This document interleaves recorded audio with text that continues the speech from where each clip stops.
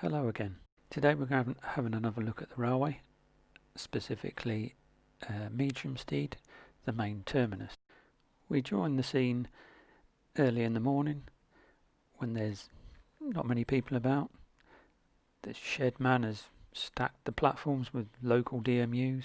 Last of the parcel trains are being unloaded and the platform's readied for the onslaught of commuters heading towards London.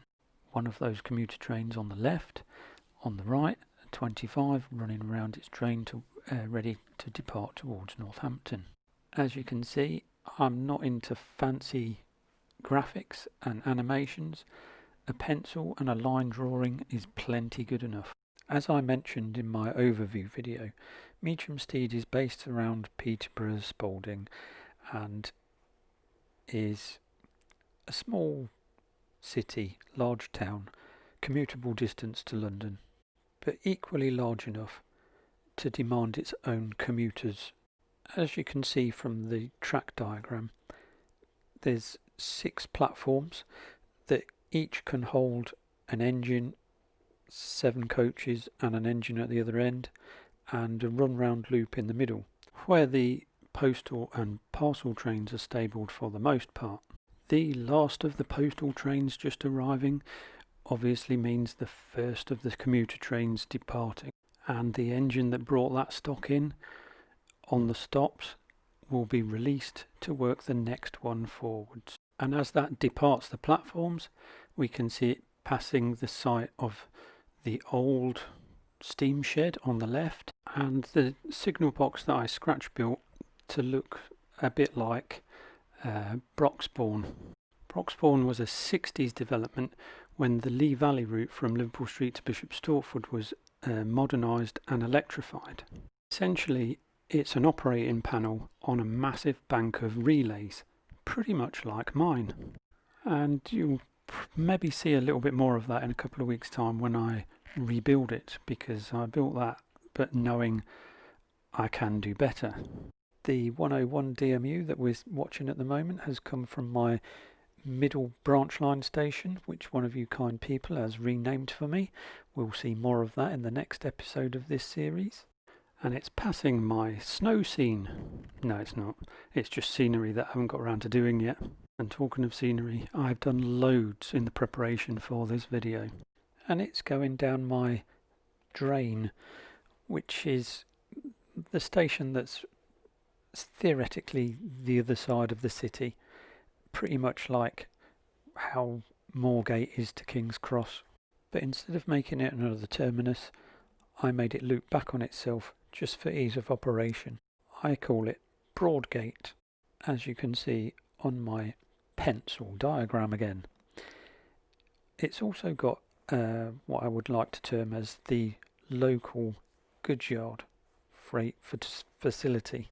I designed it in a way that the wall on the left, or the scenic break on the left, was higher than all the wagons, because I knew I'd be leaning over it all the time.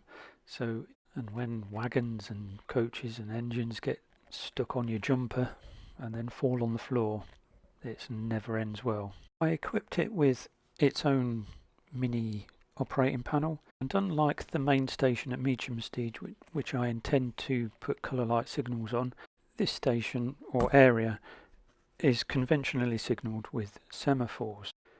Then, as we see another mid-morning local train depart for Cambridge, we see some bizarre, weird contraption thing arriving from the western region, Oxford and Banbury. And as that rolls past, we can see the streets of the town city are getting busier and busier as the day rumbles on. And to note that this station is built on a hinge, so I can access the storage sidings, fiddle yard, that are underneath it. That will appear in a future video. A brief glimpse underneath the station canopy reveals stuff that you build knowing that very few people, if ever, are going to ever see it. It's just nice to know it's there. And maybe I should have focused on the stuff that I can see first.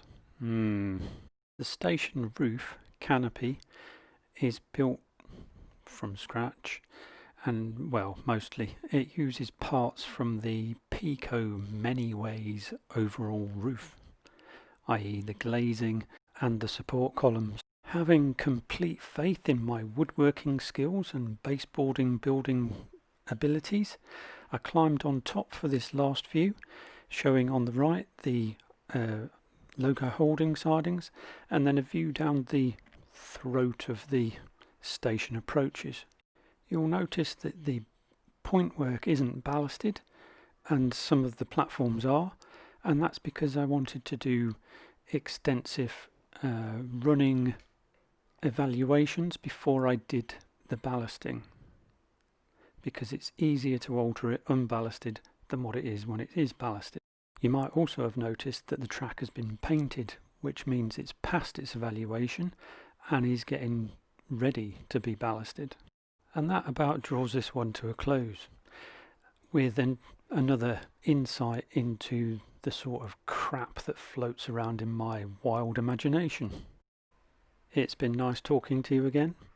I'll see you in the next video, which will be another build video. Thanks for watching. See you next time.